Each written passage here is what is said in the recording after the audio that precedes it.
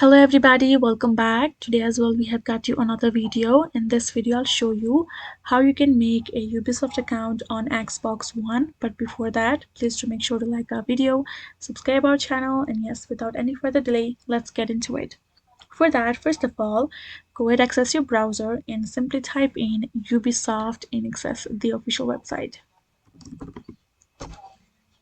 Upon doing that, you will find this kind of interface right over here, right? You have to make sure that you're signed in. So the thing is, you have to individually create your Ubisoft and your Xbox account. Alright. So once you have created both of your accounts, you can actually choose to simply link both of them and can work together for the purpose for you to play games and launch and download them. Once you have both of your accounts created individually on their respective websites, you're gonna go to your Ubisoft, go to your profile on top right, scroll down to the bottom, tap on account management, and this will open up another tab for you. Wait a while, and now tap on this option of account information on top. Scroll down to all the way to the bottom, and then you will find your Xbox here in this linked devices.